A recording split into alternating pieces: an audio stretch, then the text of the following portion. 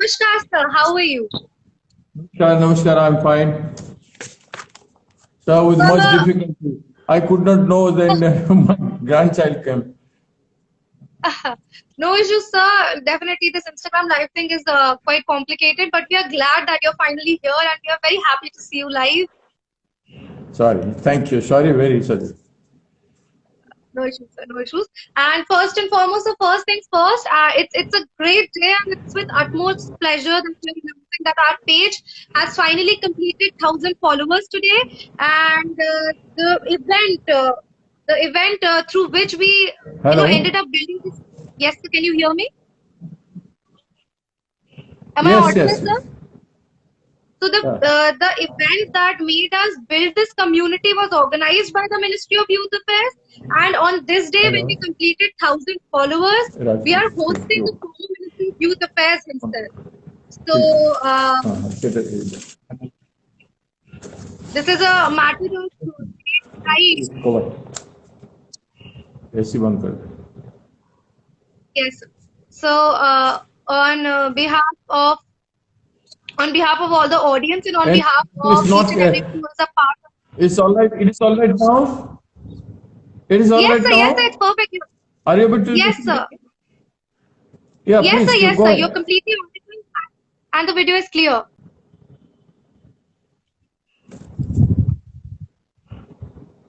The video is clear. I'm audible. Yes, sir. You're audible. You're completely audible, sir. Are you able to listen to me?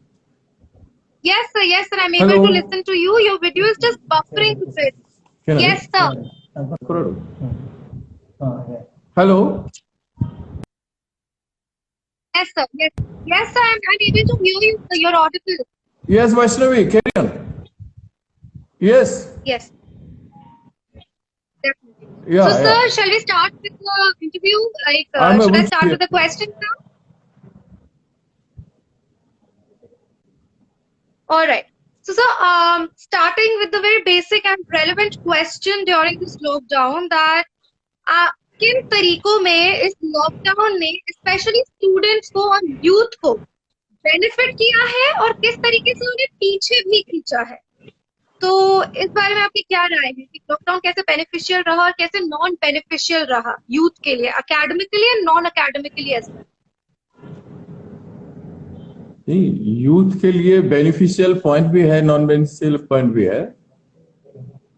एक तो है, हम अंधाधुंध चल रहे थे, मनमानी कर रहे थे, प्रकृति के साथ मनमानी करना, अपने जीवन की दिशा में मनमानी करना, ये सब चल रहा था। लेकिन लॉकडाउन से मजबूरी में हमको बहुत कुछ सीखना पड़ा, लाइफस्टाइल में बदलाव लाना पड़ा है और लाना पड़ रहा है, जो लाइफस्टाइल एक्चुअल में जीना चाहिए। बीमारी मुक्त समाज बनाने के लिए जो दूरी रखनी चाहिए, जो स्वच्छ रहना चाहिए, वो बेसिक चीजें हैं जो बाहर भी विदेश में बहुत से लोग करते हैं, हम बहुत कम करते हैं। हमारी इलिटरेसी इतना है कि हम उसमें कर नहीं पाते हैं। हमारे यहाँ भीड़ बहुत है, बहुत से कारण है जिससे हम अपने जीवन को श्रृंखलित नहीं कर पाते। लेकिन इससे हर कोई कोशिश कर रहा है अपनी लाइफ को, अपनी जीवन को, परिवार को, सबको, अपनी कार्यवली को भी श्रृंखलित करने का, डिसिप्लिन करने का कोशिश कर रहा है। और घर में रहते हुए आदमी ज्यादा काम पे नहीं जा सकता है, कुछ कर नहीं सकता है, तो घर में क्या किया जा सकता है? एक तो परिवार के लोगों को खुशी रखना, सबके साथ अच्छा बनाए रखना। घर में अगर कोई चीज में कमी है बच्चों में या परिवार में, तो उसको ठीक बनाना, परिवार में स्नेह बांटना, एक अपनापन में जो होना चाहिए उसका विकास करना। ये भी इस बीच में कई जगह पे देखने मिल रहा है। उसके साथ साथ पढ़ने लिखने में आत्मनिर्भरशीलता होना, दूसरे के ज्ञान से खुद की ज्ञान का विकास करना। जो किताब हमारे पास है, सबके पास है किताब, आजकल आप डिजिटल है, नेट है, तो सब चीज जो चाहे आपको मिल सकता है नेट के जरिए, और आप दुनिया के संदर्भ में, अपने देश के संदर्भ में और बड़े बड़े व्यक्तित्वों के संदर्भ में जानने का मौका मिल सकता है, और अपनी दिशा निर्देश भी उस तरह से तय किया जा सकता है। इससे सीखने के लिए बहुत कुछ है। और जो नॉन बेनिफिशियल है वो है कि इंसान कमजोर हो जाता है, खुले आकाश में घूमने वाला इंसान, कामगर इंसान को काम नहीं मिले, इसमें सबसे बड़ा ये अनुभव है कि लोग काम के बिना जिए कैसे, कुछ नहीं करे तो जिए कैसे। बहुत दिन तक तो लोगों में बहुत सारे प्रश्न उठा, तो इन प्रश्नों को जवाब नहीं था, लेकिन जवाब खुद इंसान ढूंढ के पा रहा है, कोशिश कर रहा है, आगे बढ़ने का सिलसिला बना रहा है। कमजोरी ये चीज है कि एक अनुभव ऐसे विपरीत परिस्थिति में जीने के लिए लोगों को मिल रहा है। एक विपरीत परिस्थिति, एक adverse situation, how to live one's own life in such kind of adverse situation, in such kind of large scale calamities which is all over the world.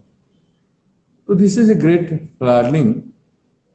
Unemployment, we have to go through the unemployment program. Crisis means all the savings people are spending to sustain this lockdown period. Other thing is that we are bound to listen to others, those who are advocating. They are not able to understand the struggle of the people, the suffering of the people. They are imposing their views through the present media on others. And we are bound to be slave to listen to them. A drawback is that a slavery mind is developing. A mind धीरे धीरे गुलाम होता जा रहा है, आजादी खो रहा है। ऐसे लॉकडाउन कुछ लोगों को बेनिफिशियल हो रहा है। Some people are gainer and large section are loser. तो ये अनुभव रहा है इस लॉकडाउन पीरियड। युवा हमेशा क्रियाशील रहता है, वो कमजोर और शिथिल और शांत नहीं बैठ सकता। It is a productive force, creative force. Definitely. तो युवा के इस पथ पर चलना बहुत दिन तक संभव नहीं। उत्पादन हर जगह पे घट गया है, इन ऑल लेवल। जो ह्यूमन प्रोग्रेस हो रहा था और ह्यूमन के जरिए जो प्रोडक्शन हो रहा था, वो सारा चीज स्टॉप है। इसका नेगेटिविटी, हमारी economy has gone down to extreme extent. हमारी अर्थव्यवस्था ध्वस्त हो चुका है। उसका रिवाइवल में हमको बहुत समय लगेगा। लगभग more than 12 crore people have become unemployed from there traditional source of earnings, from the MSMEs, whatever MSMEs they were working, and the usual work, whatever was going on, because all have been seized. So that is the drawback, non-beneficial for the productive force, youth force. It has to work, which is not working. That's all. Any question more on this issue?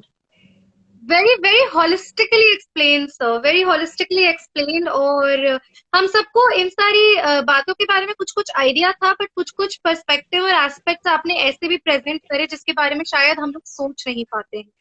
सो आपके जवाब ने कहीं ना कहीं हमारी सोच को ignite करा है कि हम इन मुद्दों के बारे में और गहराई से सोचें। नेचुरल। जी। So, my next question. Yeah, yes, continue. Next question. You can go for next question. My next two questions are actually related to one another, so I put them together so that you can answer them in a flow. So my first question is, when you were the youth minister, what were the major challenges that you faced? And currently, what do you think is the biggest problem with youth in India? Youth biggest problem is the unemployment and lack of freedom, policyless in this country, and the system which is going on in the country, which forces youth to become slave mentally and physically. गिने चुने व्यक्ति के पीछे भागना, वास्तविकता से दूर हटना, यूथ को आवश्यक है अपने मांग के अनुरूप अपने जीवन दिशा बनाना। देश और राज्यों एक विपरीत दिशा में चल रहा है, युवा की इच्छा के अनुरूप नहीं चल रहा है और जरूरत के अनुरूप नहीं चल रहा है। एक युवा का इच्छा होता है जो फ्री माइंड है कि ये मेरे देश में ऐसे होना चाहिए, मेरे लिए व्यवस्था। एक पॉलिसी फ्रेमवर्क जो मजबूत होना चाहिए वो नहीं है। सच्चाई से हम भाग रहे हैं। मैं जब यूथ मिनिस्टर था तो एक यूथ पॉलिसी ड्राफ्ट किया। I consulted all the universities. I consulted 365 university and colleges at that time. In 1990, I formulated that policy, and there was a big meeting in IIT Delhi to formulate that opinion policy. Then it was in Parliament Annex, it was meeting, and Prime Minister, the then Prime Minister addressed that meeting, and they're supposed to accept all the proposal. They declared that we'll accept all the proposal, but सरकार उस समय वो policy को accept नहीं किया 1990 में, और जिसके कारण वो पॉलिसी इंप्लीमेंट नहीं पाई। It was a powerful policy. ये मेरे ड्रॉबैक, मेरा दुख रहा कि मेरे जीवन का इतना उपलब्धि में कम समय में मेहनत करके सब युवाओं को, सब पॉलिटिकल पार्टीज के यूथ फोर्सेस भी, उनका भी ओपिनियन लिया गया था, सब डायनामिक फोर्सेस का ओपिनियन लिया गया था, लेकिन वो इंप्लीमेंट नहीं हो पाया, आज तक नहीं हो पाया। अगर होता तो इस देश में युवाओं के लिए बहुत कुछ बन गया होता, जो युवाओं की स्वतंत्रता दिखती।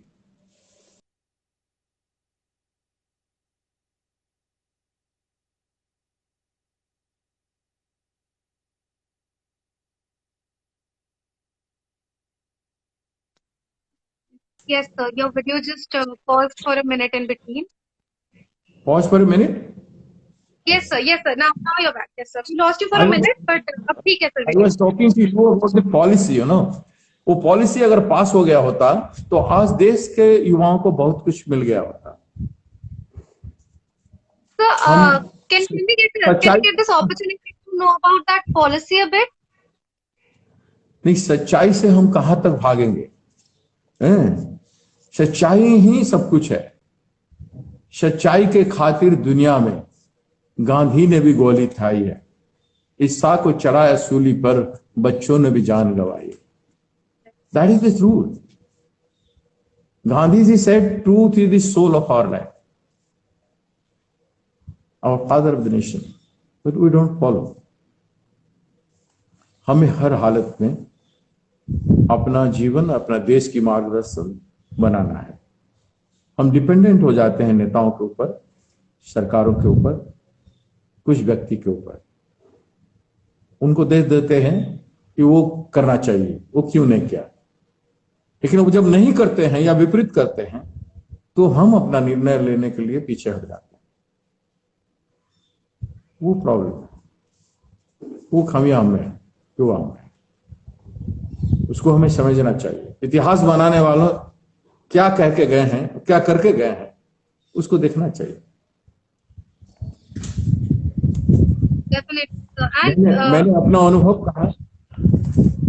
मैंने अपना अनुभव कहा और यूथ पॉलिसी की जरूरत इस देश को क्या है, यही आपको कहा। एक पॉलिसी फ्रेमवर्क नहीं होगा तो हम कैसे हमारे यूथ को एंगेज करेंगे, इन्वॉल्व करेंगे, उनको स्वतंत्र कैसे रखेंगे? ये सिस्टम ही डिफेक्टिव है। System has to be change, और सिस्टम चलाने वाले नहीं बदलेंगे, सिस्टम युवाओं को बदलना पड़ेगा। Definitely, sir. Yes, sir. And sir, जिस कैंडिडेटनेस और जिस ऑनेस्टी के साथ आपने ये बात प्रेजेंट करी, उससे हमें एक बहुत बड़ी सीख मिलती है कि अगर हमने कुछ काम किया है और अगर हम अपने करे हुए काम के प्रति सच्चाई नहीं बरत रहे हैं, we are not being honest for the work that we have done, तो वो काम कभी सफल नहीं हो पाएगा। ये बहुत अच्छी सीख दी हमें इस बारे में। Thank you so much, sir. Sir, before moving towards the next question, there is this question from this your answer only, that आपने जो यूथ पॉलिसी फ्रेम करी थी, we would like to know a bit more about that youth policy कि आपका क्या idea था कि कैसे यूथ को ट्रांसफॉर्म करना चाहिए देश। उसमें था कि समाज सेवा और जो एनएसएस से किया जाता है, जो आर्मी में किया जाता है, ये सारे शिक्षा जो है नेचुरल कलामिटी में काम करना और राष्ट्र बनाने में हर यूथ फोर्स को गांव में एंगेज करना, शहर में एंगेज करना, इसके लिए वो एजुकेशन, वो बीए डिग्री कंप्लीट करने से पहले वो एजुकेशन उनको चाहिए, दैट वाज कंपलसरी था। उनको पर्याप्त शिक्षा दिया जाए कि हर विपरीत परिस्थिति में वो नेचुरल कलामिटी में काम कर सके, प्राकृतिक आपदा में, चाहे अकाल हो गया, चाहे फ्लड हो गया या साइक्लोन हो गया, या ऐसे जो परिस्थिति आज पैदा हुआ है, यूथ फोर्स जितना स्टेट में कहाँ है youth force, very rare youth forces, individual youth forces और small groups are working to assist the people, to guide the people और असिस्ट द पीपल। इतने बड़ा भारत देश में युवाओं की इतिहास रहा है, अगर आज वो शिक्षा होता हर किसी को तो ये स्थिति नहीं होती आज पैदा। जो हमने कहा था कि सारा education, a youth can work as a nurse, a youth can work as a social activist, youth can work as a protector in the natural calamities and work as a soldier also. ये राष्ट्र बहुत मजबूत हो गया है। 1990 का youth policy draft paper अगर कोई खोल के देखे तो आप लोग नेशनल अवार्डी हो, उस समय का नेशनल अवार्डी लोगों को भी सवाल पूछ सकते हो, वो खोल के दे सकता है वो पॉलिसी फ्रेमवर्क क्या है। अगर आज होता तो वास्तव में लोगों में सेल्फ सफिशिएंट होता, लोगों का आत्मनिर्भरशीलता मजबूत होता। जो यूथ उस समय का थे आज वो बहुत बड़ा बन गए होते, आज जो यूथ है वो आज पर्याप्त होते ऐसे स्थिति को मुकाबला करने के लिए। स्वच्छता और सामाजिक दूरता रक्षा करते हुए हजारों लोग गांव में जाते, हजारों लोग। एक गांव में अगर 5 नौजवान चले जाते स्वच्छता मेंटेन करके, तो वो गांव में सभी लोगों को कैसे स्वच्छ रहना है सिखाते और लोगों के साथ वहां रहते। 1 सप्ताह रहते तो लोगों का जो जीवन दिशा बदल देते। इस बीमारी से लोग जल्दी छूट जाते। लोगों का इम्यूनिटी बढ़ा दीजिए, लोगों को स्वच्छ रख दीजिए, सामाजिक दूरता मेंटेन कीजिए, वहां बीमारी होगा तो भी 15-20 दिन में खत्म हो जाएगा। जो आज मेडिकल एडवाइस मिल रहा है, जो फिजिशियन कह रहे हैं, और जो नेचुरल ट्रीटमेंट, उसमें भी वो बेसिक ज्ञान उनका होता। वो एक्टिविस्ट जो एजेंट, मैंने कहा था youth should be the agent to bring the change in the life of the people, जो नहीं हुआ। इस पॉलिसी में बहुत कुछ चीज था। मैं कह रहा हूं जो लोग उस समय कॉलेज पढ़ते थे या यूनिवर्सिटी में पढ़ते थे या पॉलिटिकल पार्टी के यूथ विंग थे, इवन ऑपोजिशन पार्टी के यूथ विंग का भी कंट्रीब्यूशन उसमें था। उसमें किसी को छोड़ा नहीं गया, सबको लिया था। लेकिन दुर्भाग्य वो हुआ नहीं, इसीलिए बहुत अफसोस मुझे होता है उसका। So we hope that one day another such policy will be framed और कंट्री में हम युवा होने के नाते हम ही ऐसी पॉलिसीज को आगे लाके अपने ही विकास के लिए इम्प्लीमेंट कर पाए, या कुछ तो हम ऐसा करेंगे जिससे हम खुद का विकास कर पाए, बिकॉज हमारा विकास हमारे ही हाथ में है। Right, definitely. So moving towards the next question, you were a practicing advocate before entering politics, and you had very wide knowledge of the constitution and the legal framework of the country. तो क्या आपको लगता है कि जो basic country की legal knowledge होती है, कॉन्स्टिट्यूशन की नॉलेज, थोड़े से कंट्री के लॉ की नॉलेज और हमारे जुडिशरी सिस्टम की जो नॉलेज होती है, वो स्कूल लेवल पर कंपलसरी करनी चाहिए? जो लीगल स्टडीज का एक सब्जेक्ट 11th-12th में ऑप्शनल होता है कि कोई ले या कोई ना ले, क्या आपको लगता है वो सबके लिए कंपलसरी करनी चाहिए? If yes then why? नहीं, कुछ हद तक, कुछ बेसिक हद तक लीगल नॉलेज प्राइमरी स्कूल से जानकारी होना चाहिए। प्राइमरी स्कूल से जानकारी होना चाहिए, क्योंकि गांव में प्राइमरी लेवल में ड्रॉप आउट मोर देन 40% है। 5 तक मुश्किल से लोग पढ़ते हैं और उनको सरकार के साथ उनका संबंध बना रहता है। सरकारी प्रोग्राम के बारे में उनका जानकारी, और वो उनको लोग झूठ नहीं बोले, वो सही और गलत क्या है वो जानने में कहें, तो उसमें क्राइम कम होगा। अगर लीगल नॉलेज होगा हाफ एजुकेटेड लोगों में या बहुत कम एजुकेटेड लोगों में, बेसिक लीगल नॉलेज होगा, तो वहां पर गैर बराबरी कम होगा और उनके प्रति शोषण नहीं होगा, शोषण का मुकाबला खुद कर पाएंगे। 5 लीगल जानने वाले लोग अगर गांव में इकट्ठा हो गए तो मजदूरों का शोषण जैसे होता है उसको वो मुकाबला करें। इंदिरा आवास हो गया, सरकार को ये योजनाएं जो लोगों के पास नहीं पहुंच पाती है, कभी कोई सरकार में भी नहीं पहुंच पाया, तो उसको फाइट आउट खुद करने के लिए, अपने प्रति हो रहा है अन्याय को फाइट करने के लिए जनता में सक्षमता होगी, आवाज उठाएंगे लोग। तो बेसिक नॉलेज प्राइमरी में चाहिए, उससे थोड़ा ज्यादा नॉलेज हाई स्कूल में चाहिए, और कॉलेज में पर्याप्त नॉलेज चाहिए, ताकि लोग नीचे स्तर से लेकर के ऊपर तक चीज को समझ सकें और शोषण मुक्त भारत वर्ष बना सकें, स्वतंत्रता से लोग जी सके, अपनी हक को लोग जाने, जो फंडामेंटल राइट्स है हमारा। यह सरकार जो प्रोग्राम्स है वो लोगों के हित के लिए बनता है, लेकिन लोगों के हित क्या, कुछ लोगों का हित हो जाता है उसमें। इससे बेसिक नॉलेज, लीगल नॉलेज का जरूरत है, और लीगल नॉलेज नहीं होगा, हम नहीं जानेंगे तो कौन झूठ बोल रहा है कौन सही बोल रहा है कैसे ठीक है। चुनाव में बहुत सारे चीज लोगों को चीटिंग किया जाता है, झूठ बोला जाता है, हम कोई भी झूठ बोलता है उसको सुन लेते हैं, झूठ को हम सच भी मान लेते हैं। इसलिए हमको अगर नॉलेज हो तो हम झूठ को सही नहीं माने, झूठ को झूठ बोले। तो इसलिए नेता चुनने में या पार्टी चुनने में वोटर जो है सक्षम रहे, वो प्राइमरी, हाई स्कूल और कॉलेज में इसको सरकार को पास सिलेबस से निकलना चाहिए कि प्राइमरी में क्या ज्ञान चाहिए। मतलब ये समझ करके कि गांव के ज्यादातर लोग प्राइमरी तक पढ़ रहे हैं या पढ़ पाते हैं मुश्किल से, कुछ लोग ट्रेडिशनली नहीं पढ़ पाते, ये सब आदतें रहा है।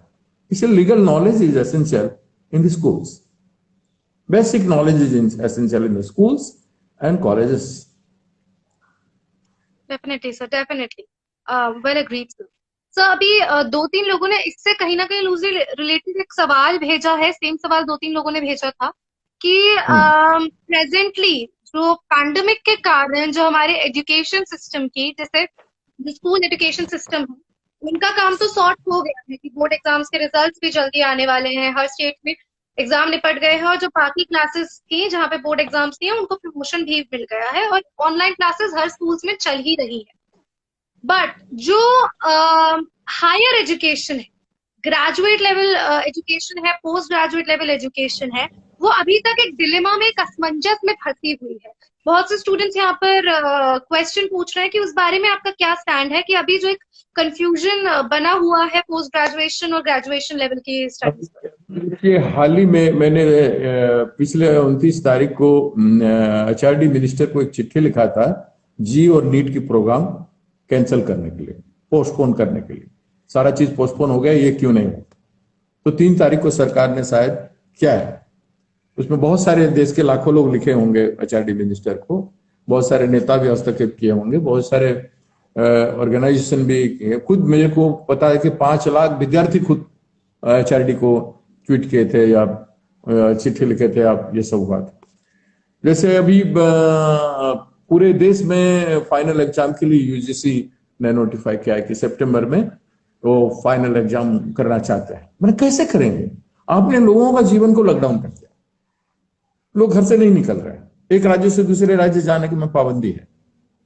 अब कैसे हर राज्यों से आप बुलाएंगे विद्यार्थियों को? माँ बाप किस तरह से छोड़ेंगे उनको जाओ एग्जाम देने? जहां भी जाएंगे वहां कोरोना से वंचित एरिया है। जिस रूट में जाएंगे, जिस साधन से जाएंगे, क्या लोग खुद चार्टर्ड प्लेन लेके जाएंगे अपने को सेफ रखने के लिए? क्या उतना फ्लाइट में माँ बाप के पास पैसा है आज के दिन?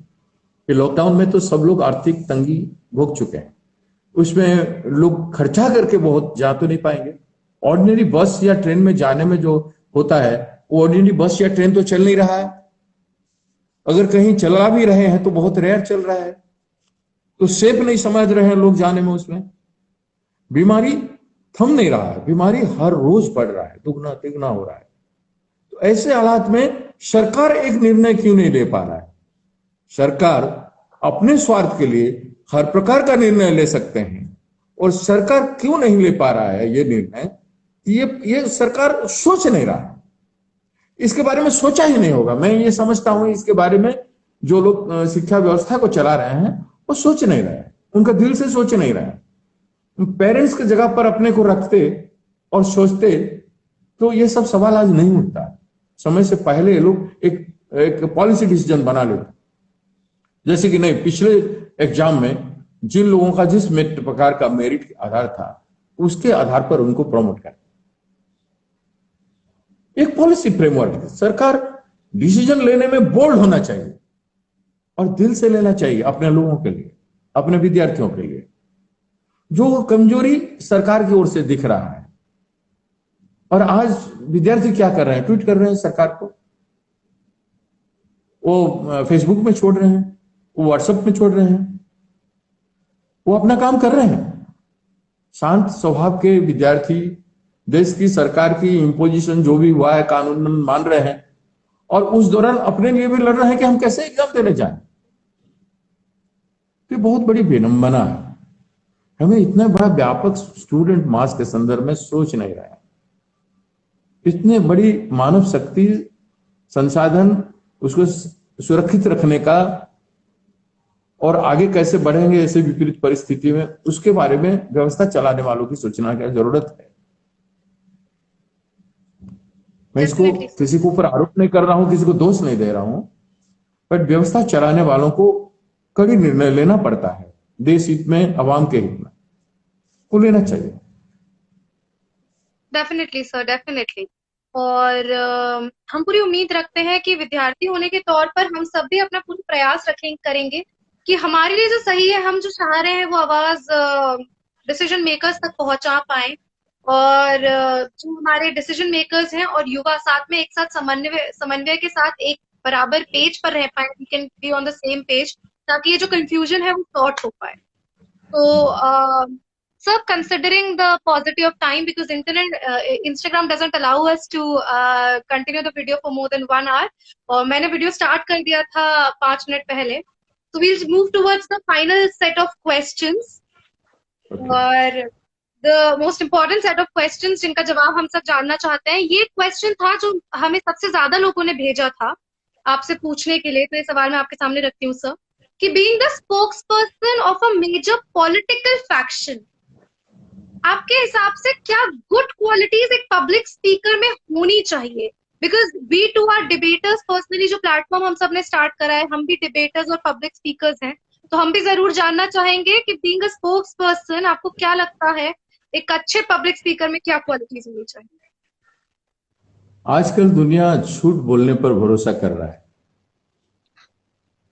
झूठ ऑडियंस की कमजोरी को समझते हुए हम ऑडियंस को अपने और अपने स्वार्थ के लिए हो या तत्कालिक वाहवाह के लिए हम बात रख लेते हैं, वो जनता ताली ठोक देती है और उसी से हम खुश हो जाते हैं, हमारा काम भी खत्म हो जाता है और जनता भी चल जाती है अच्छा भाषण दे।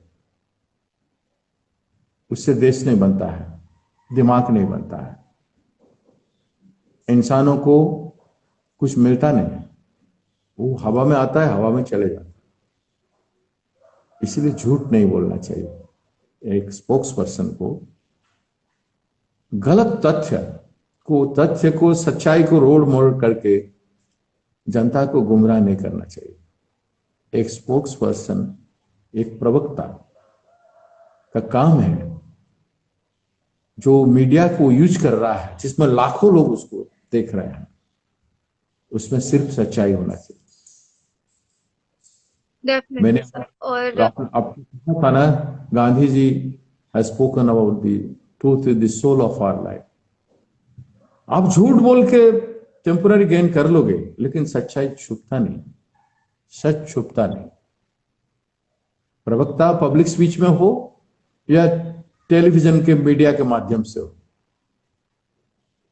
गलत को मानना चाहिए। हाँ गलती है, ये हमने किया है, मेरे पार्टी ने किया है, मैंने किया है, क्या है गलती हो गई हमसे, लेकिन ये आगे नहीं होगा। लेकिन कोई अपना गलती मानने के लिए तैयार नहीं होता, कोई अपना गलती नहीं मानने के लिए चाहते हैं, उसको झूठ के ऊपर झूठ, झूठ के ऊपर झूठ बोल के उसको सच में परिवर्तन करके लोगों का दिमाग को वाश करने का कोशिश करते हैं। They erase the mind of the people, they imprison the mind of the people. People in the present day trying to impose on the people, which is what is that? That is the lie. तो हम सबको झूठ बोलना सिखा रहे हैं, सबको झूठ पर कामयाबी दिखाना चाह रहे हैं, और उस दिशा में लोग चल रहे हैं।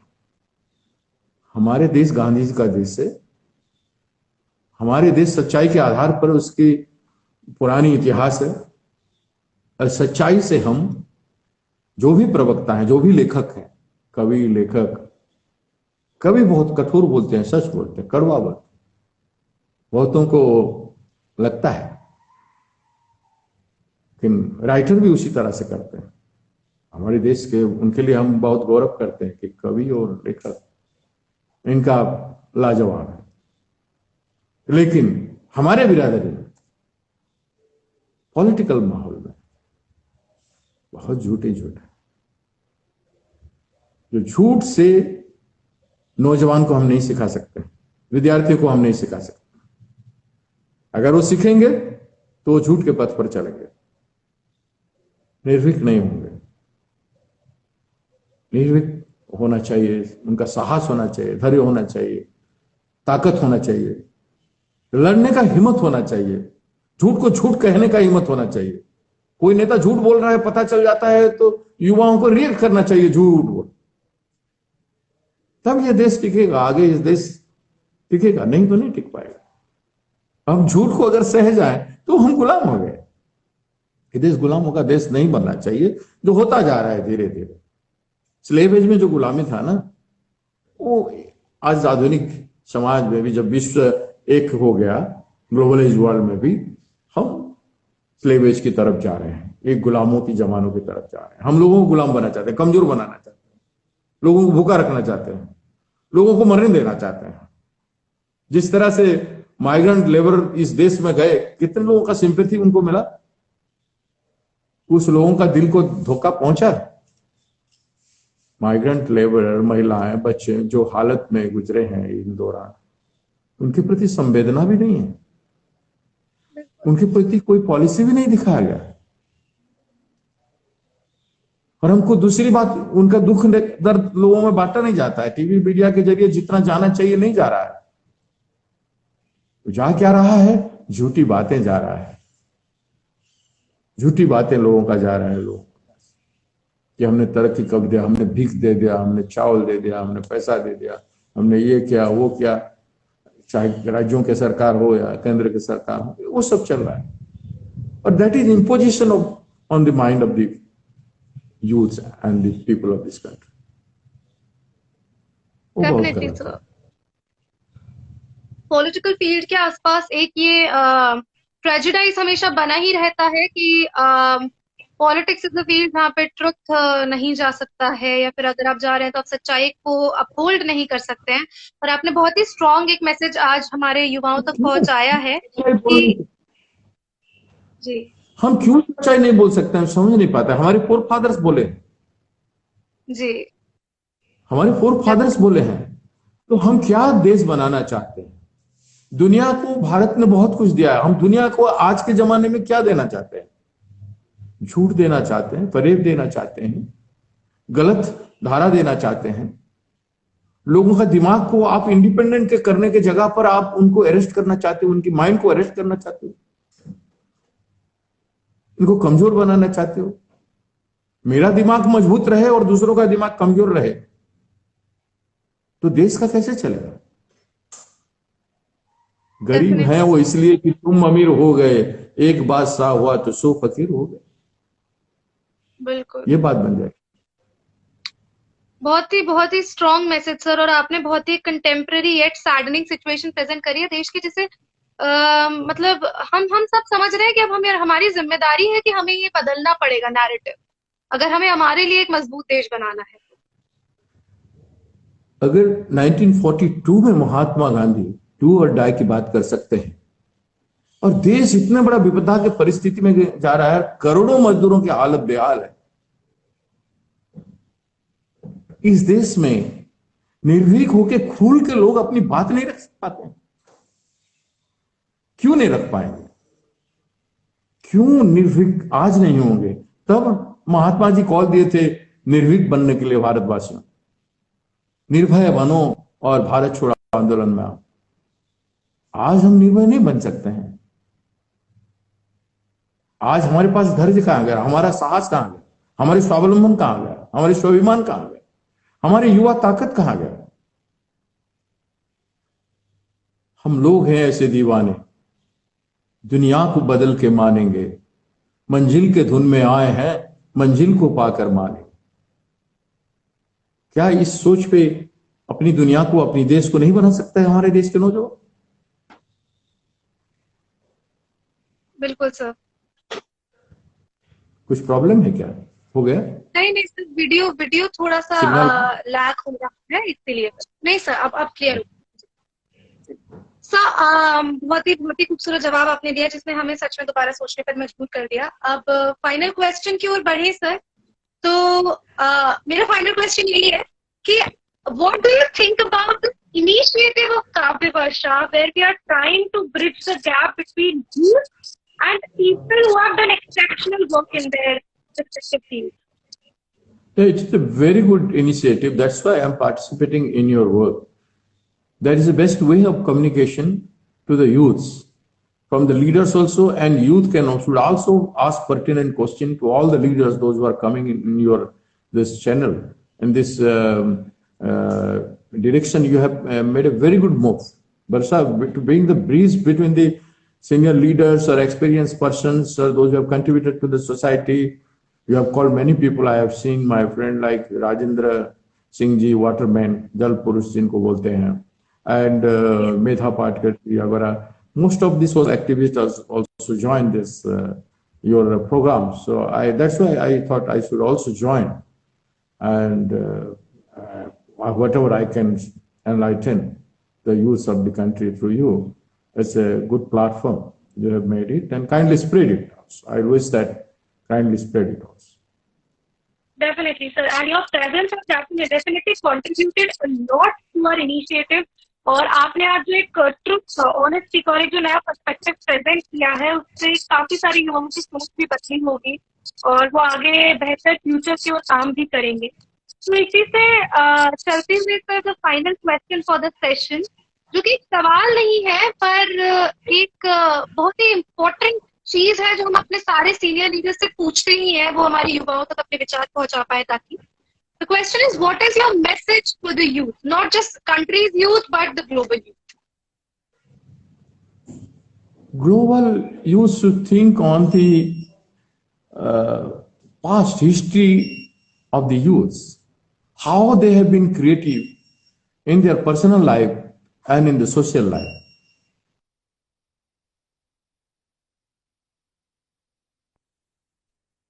सर आपकी आवाज कट गई सर बीच में।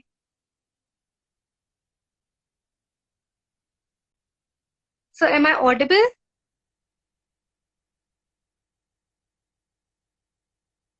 Yes sir, we lost your voice. Other material voice in between. आप अगर जवाब थोड़ा सा रिपीट कर सकें तो बेहतर होगा सर, प्लीज। हेलो जिंदी, hello. Ji sir.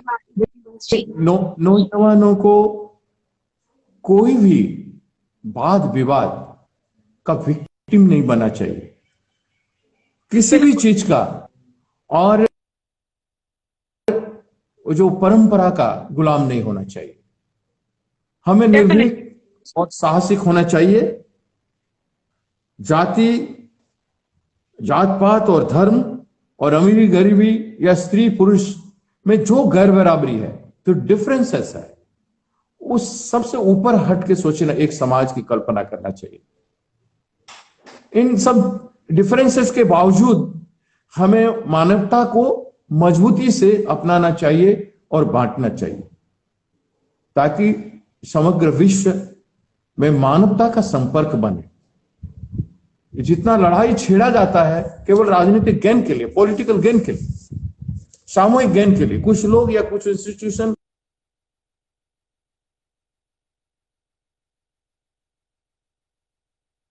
So we lost the voice again. So क्या मेरी आवाज आप सुन पा रहे हैं?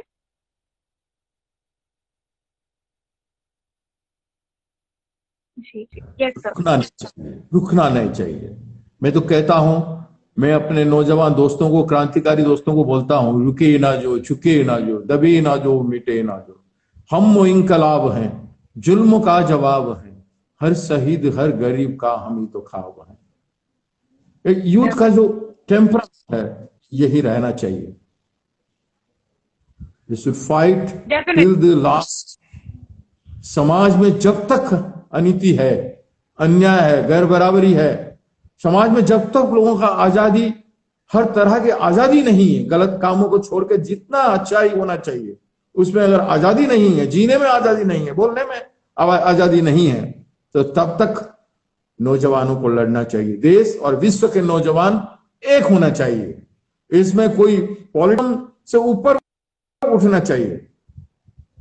पॉलिटिकल सिस्टम में काम करने वालों को भी, हम जैसे लोगों को भी, युवाओं को ऊपर उठने में कंट्रीब्यूट करना चाहिए। हम आज हैं कल नहीं है, बट एक प्रोसेस जो है वो ऐसा चलना चाहिए। व्यवस्था में जो गलतियां दिख रहा है पूरे विश्व में, नौजवानों की को आत्मनिर्भरशील बनाने में और शक्तिशाली बनाने में, बहुत प्रोडक्टिव बनाने में, उत्पादनशील बनाने में, उन नौजवानों को उस दिशा की ओर हर समय सतत प्रयास करना चाहिए, कंटिन्यूअस प्रयास होना चाहिए, ताकि नौजवान लोगों की बातों में आके अपनी जो खूबियां है, जो ताकत है, जो प्रोडक्टिव फोर्स है अपने अंदर, वो खत्म नहीं करना चाहिए और उसको जिंदा रखना चाहिए, खुद के लिए और अपने देश के लिए और मानवता के लिए। मेरा ये शॉर्ट बात इतना है। मैंने इसलिए थोड़ा सा गीत भी वो कह दिया जिससे लोग समझ सकें इस बात। बिल्कुल, and we are very much grateful to you, sir. Thank you so much for joining us in this small initiative of ours, and more than that, thank you so much for being very candid and honest और इतना नया perspective present करने के लिए हमारे सवालों पर। Thank you so much sir. Thank you वर्षा।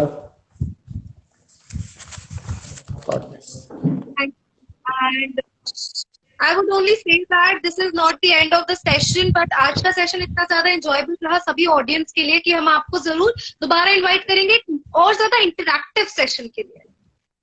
कोई बात नहीं, ठीक है। भविष्य में जो आप लोग ओपन सेशन करके जैसे करते थे, कुछ यहाँ होता था ना मीट में, वहां पुणे में ओपन सेशन हुआ करता था, पार्लियामेंट सेशन बनाते थे, वैसे आप लोग चुने हुए लोगों को लेके ओपन सेशन कीजिए। जब लॉकडाउन खुल जाएगा, उसके 2-4 महीना हो सकता है, अगले साल हो, ऐसा एक ओपन सेशन करना चाहिए। डिफरेंट फील्ड से लोगों को बुला के नौजवान सवाल करें। सवाल आप लोगों नौजवानों में आप सवाल का जागृति कर दो, सवाल को जगा दो सबके दिलों में, तो वो उनको आंसर जहां से मिलेगा